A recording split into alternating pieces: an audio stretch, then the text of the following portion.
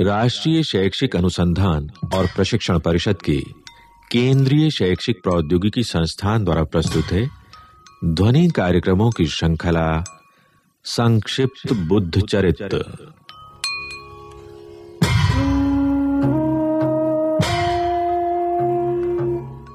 श्रृंखला के पिछले भागों में आपने सुना कि सिद्धार्थ सत्य की खोज के लिए राजमहल छोड़कर वन में चले जाते हैं।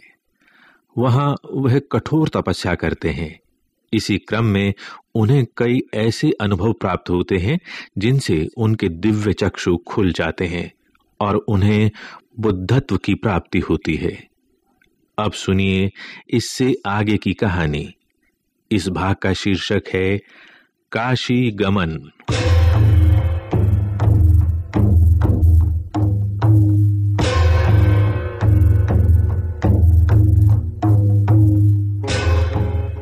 बुद्धत्व को प्राप्त करने के बाद शाक्य मुनि को शांति की शक्ति का अनुभव हुआ।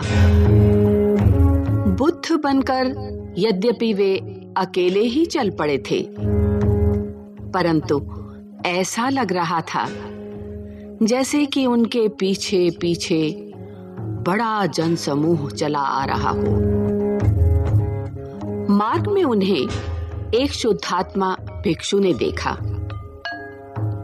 वो उनके स्वरूप से प्रभावित होकर उनके निकट आया और विनय पूर्वक बोला, हे अरहत, आप जितेंद्रिय और आत्मवेत्ता प्रतीत होते हैं।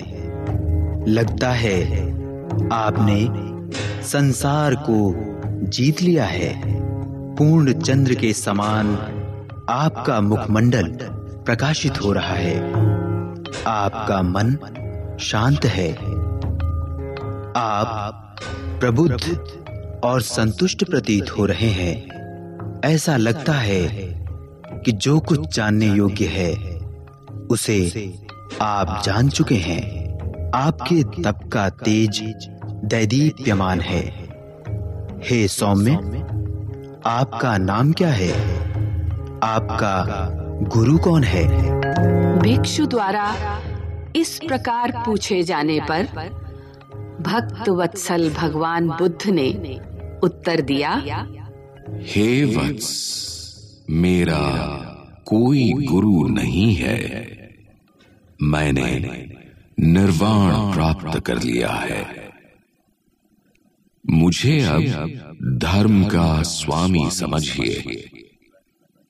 मैंने वह सब कुछ जान लिया है जो जानने योग्य है और जिसे पहले किसी ने नहीं जाना है। मैंने शत्रु के समान सभी क्लेशों को जीत लिया है। इसलिए लोग मुझे बुद्ध कहते हैं। मैं अब अमर धर्म की दुंदुभी बजाने काशी जा रहा हूं। किसी सुख या यश के लिए नहीं, अपितु दुखों से पीड़ित जनों के कल्याण के लिए वहां जा रहा हूं। क्योंकि पहले मैंने प्रतिज्ञा की थी कि मैं मुक्त होकर दुखी जनों के दुख दूर करूंगा, उन्हें मुक्त करूंगा। जैसे दीपक के जलने मात्र से ही अंधकार नष्ट हो जाता है, वैसे ही बुद्धत्व की प्राप्ति के पश्चात सभी इच्छाएं स्वतः समाप्त हो जाती हैं। जैसे लकड़ी में अग्नि, आकाश में वायु और पृथ्वी में जल का होना निश्चित है, वैसे ही काशी में उपदेश और गया में ज्ञान प्राप्ति निश्चित है।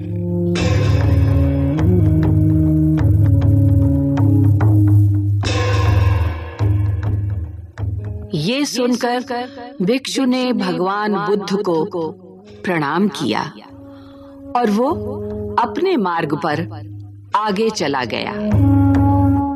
शाक्य मुनि धीरे धीरे काशी की ओर अग्रसर होने लगे।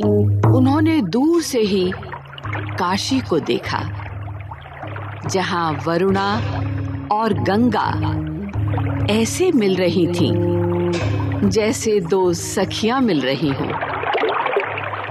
वे वहां से मृगदाव वन सारनाथ गए, जहां सघन वृक्षों पर मोर बैठे हुए थे। मृगदाव वन में वे 5 भिक्षु रहते थे जिन्होंने शाक्य मुनि को तप भ्रष्ट मानकर उनका संग छोड़ दिया था। 5 भिक्षुओं ने जब शाक्य मुनि को आते हुए देखा तो वे आपस में बातें करने लगे। उन्होंने निश्चय किया कि वे इस तप भ्रष्ट भिक्षु का अभिवादन नहीं करेंगे। यदि ये पहले हमसे बोलेगा तभी हम इससे बात करेंगे। 5 भिक्षु जब ये परामर्श कर रहे थे तभी भगवान बुद्ध उनके समीप आ गए। जैसे ही वे उनके निकट आए, 5 भिक्षु अपने पूर्व निश्चय के विपरीत एकदम खड़े हो गए। उन्होंने विनय पूर्वक उनका अभिवादन किया। किसी ने उनका भिक्षा पात्र लिया, किसी ने उनका चीवर उठाया, किसी ने चरण धोने के लिए जल दिया और किसी ने बैठने के लिए आसन बिछाया। आसन पर विराजमान होकर तथागत बुद्ध ने उन्हें उपदेश देना चाहा, परंतु मोहवश उन्होंने उपदेश ग्रहण करने से मना किया और कहा, आपने तप त्याग दिया था, आप तत्व को नहीं जानते। तब तथागत ने उन्हें समझाया और कहा, जैसे विषयों में आसक्त लोग अज्ञानी हैं, वैसे ही अपने आप को क्लेश देने वाले लोग भी अज्ञानी हैं, क्योंकि क्लेश द्वारा अमरत्व प्राप्त नहीं किया जा सकता। उन्होंने आगे बताया, बोध तपस्या से भिन्न तत्व है। देखो, जो तपस्या द्वारा अपने शरीर को क्षीण कर लेते हैं, वे तो व्यावहारिक ज्ञान भी नहीं पा सकते, तो उन्हें परम तत्व का बोध भला कैसे हो सकता है। जैसे लकड़ी में स्थित अग्नि को उसे चीर फाड़ कर नहीं, अपितु युक्ति से ही प्राप्त किया जा सकता है, वैसे ही शरीर को कष्ट देने से नहीं, अपितु योग की युक्तियों से ही बोध प्राप्त किया जा सकता है। इसीलिए मैंने कष्टकर तप और आसक्तिमय भोग दोनों को त्याग कर मध्य मार्ग का आश्रय लिया है और बोधि प्राप्त की है। मेरे इस मध्य मार्ग का प्रकाशक सम्यक दृष्टि रूपी सूर्य है तथा सम्यक संकल्प रूपी रथ इस सुंदर मार्ग पर चलता है। सम्यक वाणी में विश्राम पाता है। सम्यक आचरण के उपवन में विहार करता है। सम्यक आजीविका ही उसका शुद्ध भोजन है। सम्यक व्यायाम प्रयत्न उसके सेवक हैं। सम्यक स्मृति रूपी मनोहारी नगर में वह शांति पाता है तथा सम्यक समाधि रूपी शैया पर समाधान पूर्वक सोता है।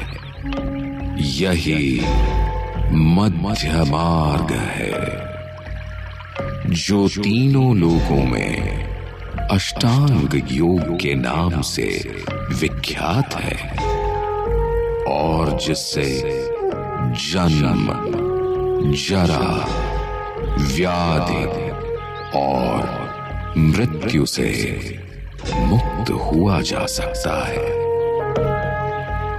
मेरी दृष्टि में मध्य मार्ग के जो 4 मूलभूत सत्य हैं वे हैं दुख, दुख का कारण, दुख का निरोध और दुख के निरोध के उपाय।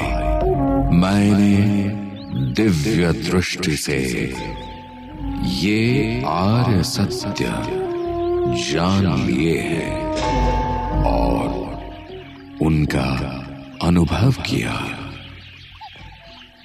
दुख है यह मैंने पहचाना और उसके कारणों को छोड़ा।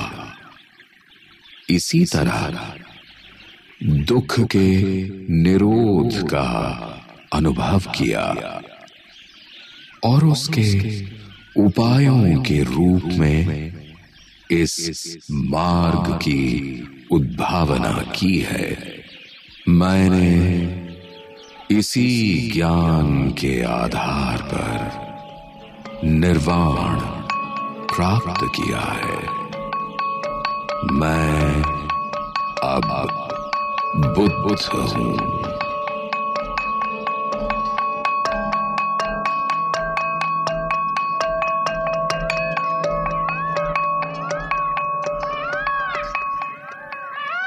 महात्मा बुद्ध के इन करुणा युक्त वचनों को प्रथम बार कौंडिन्य आदि 5 भिक्षुओं ने सुना और दिव्य ज्ञान प्राप्त किया।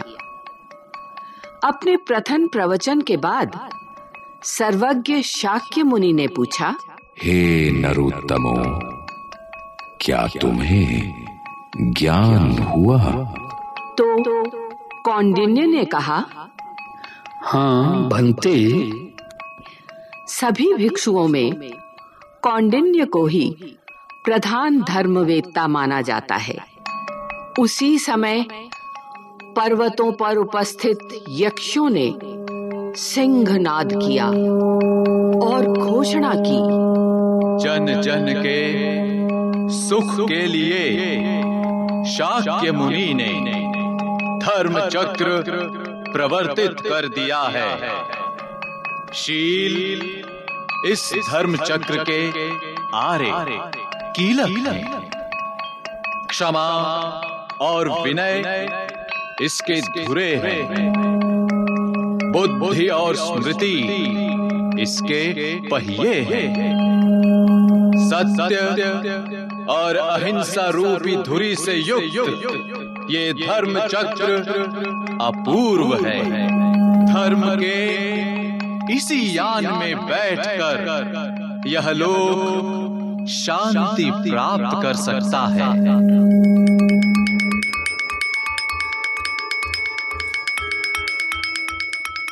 धर्म चक्र प्रवर्तन का उद्घोष धीरे धीरे मृत्युलोक और देवलोक में व्याप्त हो गया। सर्वत्र सुख शांति छा गई। निरभ्र आकाश से फूलों की वर्षा होने लगी। संक्षिप्त बुद्ध चरित्र।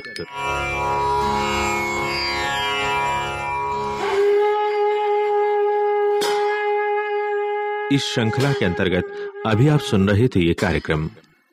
मूल कथा महाकवि अश्वघोष, आलेख प्रोफेसर माणिक गोविंद चतुर्वेदी, सहयोग प्रोफेसर अनिरुद्ध रॉय, निर्माण संचालन प्रभुदयाल खट्टर, कलाकार मंजू मैनी, जितेंद्र राम प्रकाश, नीरज यादव और देवेंद्र त्रिपाठी, तकनीकी नियंत्रण पुष्पलता कुमार, तकनीकी समन्वय सतीश लाड़े, ध्वन्यांकन दीपक पांडे और अमिता भट्टी, निर्माण सहयोग दाऊदयाल चतुर्वेदी तथा निर्माण एवं प्रस्तुति रमेश रानी शर्मा।